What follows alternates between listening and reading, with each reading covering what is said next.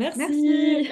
Merci. Du coup, bonjour. Donc, nous, on est Axé Édition. Donc, on est en Alsace, à Strasbourg. Et on a créé une branche qui s'appelle Axé Jeunesse en 2020. Et dans cette branche, on a créé justement une collection de documentaires. Et c'est pour ça qu'on va un peu vous en parler aujourd'hui parce que, ils sont un peu atypiques de par le fait qu'on n'a que des photos, vraiment que des photos, pas d'illustrations. Et ils sont pour les enfants de 4 ans et plus. Et du coup, je suis en présence de Magali, éditrice, qui pourra vous en parler plus dans le fond que la forme. Voilà. Et du coup, nous, en fait, la petite particularité, c'est que de base, on est une maison d'édition qui a été créée en 94 et on avait une casquette uniquement pédagogique, donc avec des guides qui sont à destination des enseignants. Et pour le besoin d'un de nos guides, on a dû aller vers la littérature de jeunesse, dont les documentaires. Et c'est pour ça qu'on a créé la collection Mes premiers documentaires, qui d'abord devait vivre dans les classes, et on s'est rendu compte qu'elle était totalement adaptée au grand public. Et c'est pour ça que on vous la présente aujourd'hui. Du coup, je laisse la parole à Magali. Merci Sandrine. Alors, du coup, nos documentaires. Donc, on a créé une collection, comme disait Sandrine, autour de 5 thématiques. On a les saisons, les animaux, les milieux, le temps et les univers. Donc, pour l'instant, vous voyez, il y a surtout les animaux qui est très complet, le temps et les univers un peu moins, mais on a encore on a d'autres idées, hein. Donc, il y a des nouveaux documentaires qui vont rejoindre ces branches. Donc, les animaux, les saisons, c'était en fait les premiers qu'on a fait parce que c'était la demande, la grosse demande autour de ces thématiques au niveau des enseignants. Et ensuite, on s'est rendu compte que ça marchait vraiment bien au niveau du grand public. Les parents aimaient beaucoup ces thématiques. Et ensuite, on s'est agrandi, donc milieu, univers et temps. Et en fait, ça marche bien aussi, donc on est content. Alors, comment sont construits nos documentaires? Donc, ils sont assez complets, mais sélectifs. C'est-à-dire que pour un sujet, par exemple un animal, le loup ou le renard, on va en fait voir tous les aspects d'un animal, donc de sa naissance, sa façon de s'alimenter, ses déplacements, avec qui il vit, comment il se reproduit, comment il grandit, qu'est-ce qu'il mange, quels sont ses prédateurs, etc. Cependant, on ne va pas non plus trop assommer l'enfant avec trop d'informations. On reste sélectif, en fait, dans nos informations. On ne veut pas surcharger l'enfant et on lui donne surtout les notions et les points clés de chaque thème, enfin, de chaque sujet, de chaque point, en fait. Voilà, donc c'est vraiment les notions clés qui sont mises en avant à chaque fois. Donc, ils sont complets, mais quand même, ils restent sélectifs et on ne surcharge pas l'enfant. Et à la fin aussi, alors comme a dit Sandrine tout à l'heure, hein, c'est que des photos, il n'y a pas d'illustration, ça c'est très important. Et à la fin, en fait, on a un bonus numérique qui permet de retrouver ces photos grâce à un flashcode que vous avez ici. Je ne sais pas si vous voyez, oui, ok, super. Donc en fait, ce flashcode, on peut le flasher avec un téléphone, une tablette, et ça renvoie à un espace numérique où vous pouvez retrouver toutes ces photos en très bonne qualité, très grand format, et vous pouvez les exploiter en classe ou même les montrer à vos enfants à la maison. Donc ça, c'était un vrai bonus qui plaît beaucoup aussi. Euh, Et là, je te mets les sommaires. Ah, merci. Alors, du coup, au niveau donc, de la structure, comme je vous le disais, ils sont complets et on a une structure qu'on a voulu identique.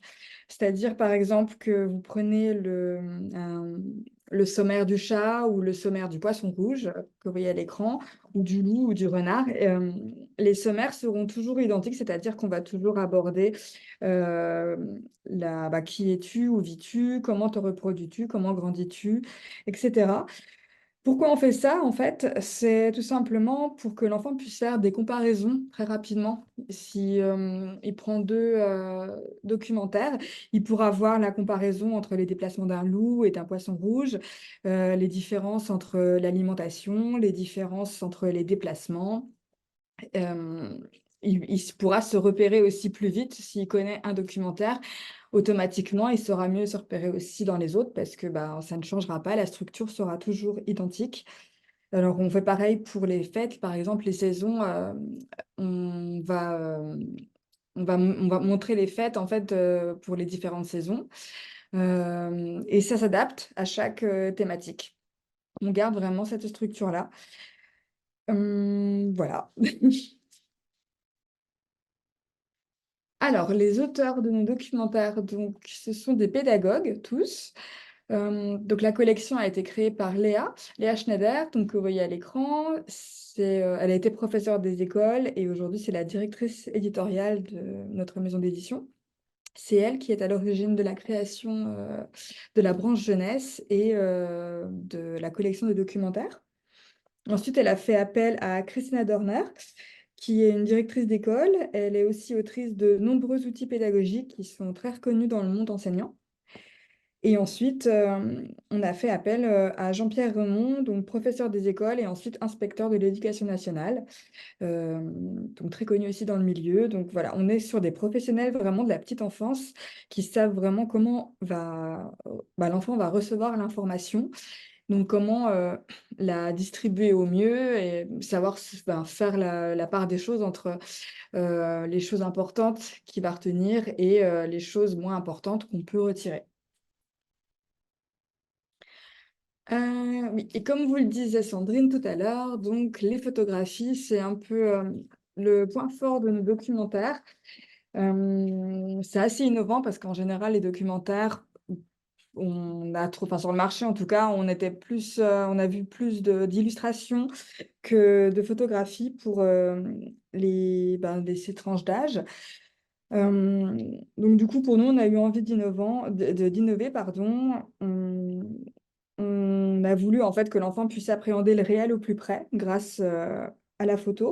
Donc il y a un grand soin vraiment qui est apporté à la recherche iconographique, que ça soit avec des agences de photographie. Donc on a AKG, spécialisé en photographie artistique, on a Bios Photo, plus spécialisé dans tout ce qui est environnement, nature, animaux, avec qui on travaille vraiment régulièrement.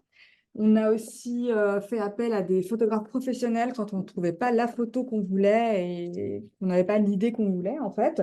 Donc, on a travaillé avec Vincent Munier, qui était très content d'ailleurs que ça s'appelle à lui. C'est un photographe très connu en Alsace. On a travaillé aussi avec Christophe Kerr, Paul Kempf, qui était aussi ravi qu'on fasse appel à eux pour vraiment des commandes spécifiques sur certains albums. On voulait des fourmis vraiment en gros plan, par exemple, qu'on ne trouvait pas ailleurs. Donc voilà, c'est vraiment pour nous la photographie le point essentiel et le point fort de nos ouvrages. Et voilà, donc ça c'était les grands axes sur lesquels on a construit nos documentaires en fait. Ouais. Parce qu'en fait, de base, le projet pédagogique qui était lié en arrière-plan, c'est un guide qui s'appelle Autour des livres. C'est toute une collection chez nous. Et justement, on avait cette problématique de trouver des livres en réseau. Et on trouvait sur les documentaires essentiellement des magazines qui sont très très bien faits avec beaucoup de photos, très bien documentés. Mais la problématique, c'était de pouvoir dire aux enseignants que cette référence devait être retrouvée. Et ça, c'était là où c'était un peu dur, c'était de retrouver le documentaire sur le loup de Wakou de telle et telle année. Et c'est pour ça qu'on a vraiment essayé de créer toute une collection sur la Oui, jeunesse c'est et ça. les documentaires. C'est ça. Et enfin, ce qui fait aussi une de nos cartes d'identité du documentaire, c'est qu'on travaille aussi beaucoup la mise en page. On fait une mise en page réfléchie pour aider l'enfant qui n'est pas encore vraiment lecteur ou pas lecteur aguerri, parce que c'est vraiment des jeunes enfants, à se concentrer sur les photos et aussi les légendes. Donc, on est sur une mise en page, tu peux montrer à Sandrine l'autre si tu veux.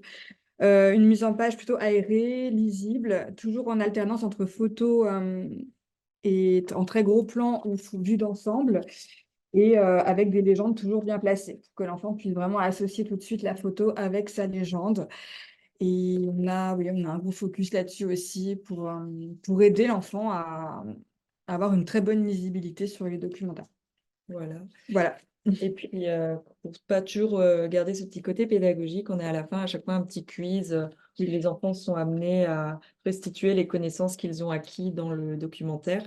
Et ce petit quiz ressemble à tous les autres quiz qui permet de croiser les données entre les documentaires. Voilà, après, hop. Euh, Ouais, je vais repasser la parole à Sandrine qui va nous parler de la fabrication. Où est-ce et qu'ils ont du fait? coup, alors nous, on imprimait essentiellement en Allemagne avant et depuis la jeunesse, on a élargi nos recherches d'imprimeurs et du coup, comme on est en Alsace, on est à côté des imprimeurs, de Hot Imprimeurs et du coup, on a fait le choix d'imprimer chez eux tous nos livres de jeunesse maintenant. Et du coup, on les a choisis pour leurs caractéristiques écologiques et aussi parce que comme ils sont juste à côté, notre bilan carbone est assez intéressant. Voilà. Et puis surtout, on a la possibilité d'aller dans les locaux, de vérifier justement cette histoire de photo où là, Léa va se rendre sur place et vraiment vérifier que la photo n'ait pas de soucis ou que ça soit bien placé ou que le BAT soit correct, ainsi de suite, ainsi de suite. Donc, on est assez content de ce point de vue-là, même si pour nous, imprimer en Allemagne est aussi très intéressant vu qu'on est vraiment à la frontière. Oui, on est à côté. Donc, c'est pour nous aussi intéressant que d'imprimer en France pour des questions également écologiques, parce que les Allemands ont aussi pas mal de labels écologiques. Mais pour la jeunesse, on reste en France. Voilà. Et ensuite, ce dont Magali vous parlait tout à l'heure, c'est qu'au dos de chacun de nos QR codes, vous avez un site internet. En fait, c'est une web app qu'on a créée nous-mêmes en interne avec un petit logiciel qui s'appelle Tumult Hype. Désolée pour la prononciation. Et du coup, ça nous a permis de mettre, parce que de base, le guide pédagogique permettait justement la projection de toutes ces photos en grand pour appréhender le réel avec les enfants en groupe classe. Et on s'est rendu compte que ça pouvait être très intéressant aussi pour le grand public de pouvoir naviguer dans une petite application que je vais vous montrer. Alors, je vais juste switcher d'écran, ce sera la petite manip un peu plus compliquée. Et du coup, par exemple, alors, hop, je pense que voilà. Alors, du coup, en fait, quand les gens, ils scannent, quand le lecteur scanne depuis sa tablette ou son smartphone et qu'il a le lien pour son ordinateur également, il tombe sur un site internet qui lui permet de naviguer au même rythme que le sommaire de nos livres et de se retrouver avec des images en grand. Voilà. Donc, ce qui est intéressant techniquement parlant, c'est que ce petit logiciel nous a permis de garder nos compétences éditoriales en interne et de créer une application responsive. Donc, par exemple, si je vais sur un smartphone, ça va automatiquement s'agrandir et se rétrécir suivant votre écran. Et là, on va vraiment pouvoir se balader comme dans un petit livre. Et ça permet, par exemple, je dis une bêtise, il y a la toute petite image du phasme vraiment petite qu'on a dû mettre en bulle parce que pour un choix de mise en page réfléchie et ainsi de suite, et ben, on va pouvoir la retrouver en grand, en haute définition, pour vraiment que l'enfant puisse, s'il veut aller au bout de son regard, regarder les images. Donc voilà, bon là, je vous en montre quelques-uns. Et, euh, et du coup, à chaque fois, par exemple, celle-là, je crois qu'elle est en petite, du coup, on l'a mis en plus grand. Du coup, ça permet de un en classe de développer des activités annexes ou d'aller plus loin dans la pédagogie du thème et à l'enfant à la maison de pouvoir les contempler parce qu'on sait que les enfants, ils aiment bien voir les images. Voilà. Du coup, ça, c'est pour ça. Et du coup, comme dit, on avait beaucoup de mal à trouver une solution pour justement une solution technique pour réussir à mettre en avant sans avoir besoin de coûts supplémentaires en prenant un prestataire externe, parce que je pense que tout le monde sait que dès qu'on appelle un prestataire externe et qu'on est une maison d'édition moyenne, c'est tout de suite compliqué. Et du coup, on a pu demander à nos graphistes de mettre en page et d'être totalement autonome dans cette publication. Voilà, donc pour chacun de nos QR codes, on a ça. Et du coup, voilà, après, comme disait Magali, on est sur tout plein de thèmes. Donc, on a commencé par les saisons parce que c'était vraiment un besoin pédagogique. Et par la suite, on est allé sur les animaux. Donc, on a commencé par le loup et le renard, qui à nos yeux étaient aussi intéressants pédagogiquement parlant, parce que l'univers de l'enfant dans la littérature, à travers, c'est un animal, le loup, très Le loup et le important. renard, oui, Voilà. c'est Et joli. puis après, en fait, on est allé plus loin parce qu'on a remarqué justement que ça fonctionnait dans le grand public. Donc, on est parti sur le lapin, le cygne, après les phasmes, parce que les enfants à l'école, ils ont des élevages, donc on peut le ramener à la maison à travers le livre et ainsi de suite. On a fait l'abeille aussi parce qu'en ce moment, on est beaucoup sur l'abeille, le miel, la pollinisation, donc on est parti là-dessus. et ainsi de suite. La fourmi, il est tout récent. On a fait le chat aussi. Et on a commencé tout juste le temps, justement, parce on trouvait rien vraiment sur le sujet. Et c'est là que Jean-Pierre Remond est arrivé dans la boucle et qu'il a commencé à nous donner sa patte de restitution des informations pour les enfants. Et voilà. Et puis donc les petits derniers, c'est la ferme, la boulangerie et des choses comme ça. Et, euh, et du coup, je vais remettre le petit PowerPoint. Je ne sais pas si je vais y arriver. Hop. Voilà. Et bah, du coup, pour nous, on a fait le tour, donc on peut faire un moment d'échange si vous le voulez. Euh, du coup, Pour le moment, on n'a pas tellement de questions, donc vous pouvez continuer. ok, bah, du coup, comment dire, du coup, est-ce que nous, sur le côté un peu plus éditorial, là où on se pose pas mal de questions, c'est que comme on est une maison d'édition pédagogique, on rentre et on est notre propre distributeur et diffuseur, donc on fait tout en interne. Donc là, on a des grandes questions comme par exemple aller encore plus vers le grand public parce que ça commence, il y a une vraie demande qui se fait, donc on place dans les librairies. Et sinon, ben, on compte continuer à en faire d'autres.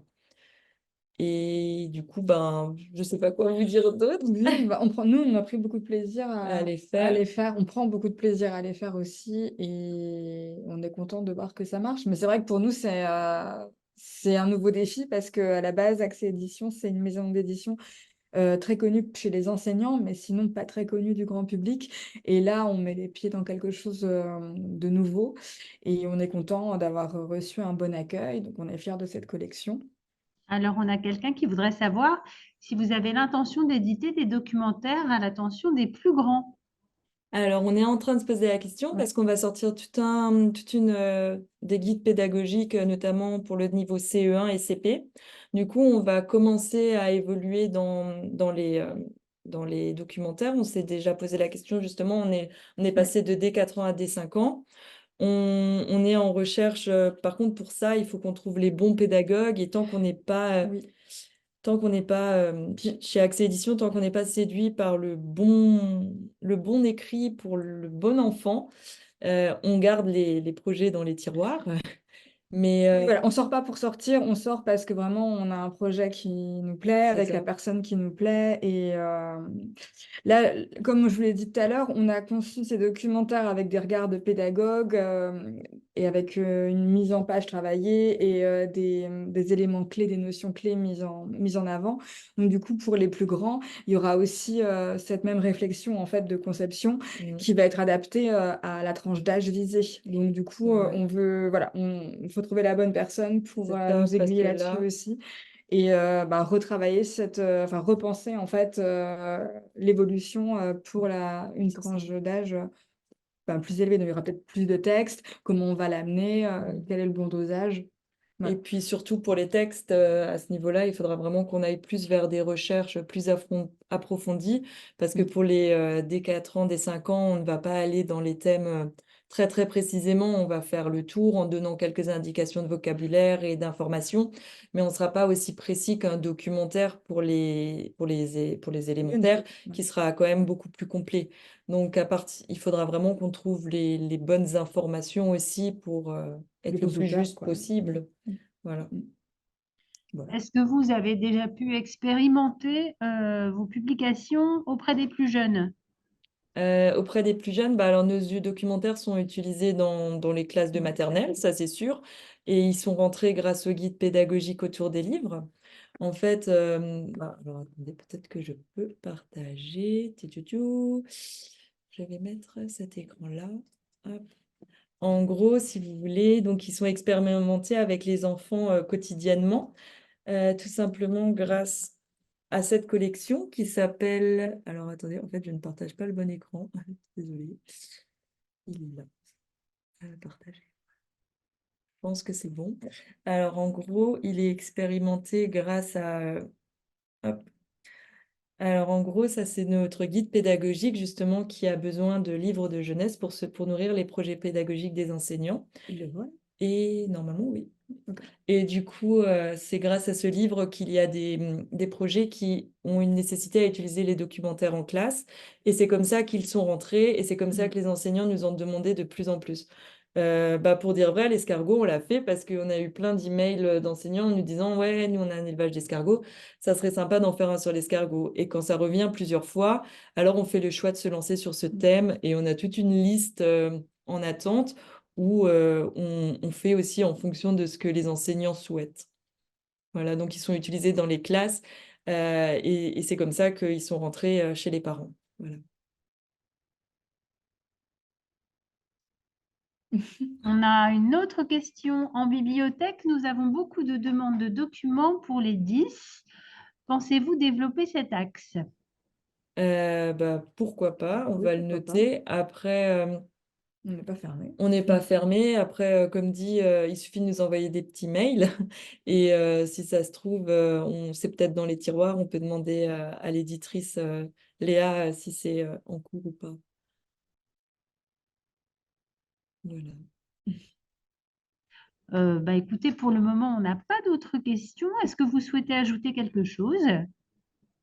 Si, comme dit, si vous avez Oui. des idées de titres autres, si vous êtes justement des bibliothécaires et que vous souhaitez la Des besoins, des envies, proposition ou n'hésitez quoi. pas à nous écrire. Ou Voilà, même d'autres questions, n'hésitez Donc, je pas. rappelle aux personnes qui sont en ligne que vous pouvez avoir accès aux mails de Magali et de Sandrine dans le chat, voilà, qui est accessible dans la fenêtre. Vous pouvez également les retrouver pendant toute la durée du salon au stand A14B. Voilà, si vous voulez les rencontrer en vrai c'est et ça. découvrir leurs publications, voilà, matériellement, je pense qu'elles se feront un plaisir de vous les présenter. Et sinon, je crois que c'est tout pour cette rencontre. C'est ça. Mais bon. Merci Merci. beaucoup Magali, merci beaucoup Sandrine. Et Merci je à vous vous. souhaite une belle fin de journée. Notre prochaine et dernière rencontre sera avec Fleurus, le prix Clara qui fête ses 100 lauréats. Je vous souhaite une très belle fin de journée. Au revoir. Au Au revoir. revoir.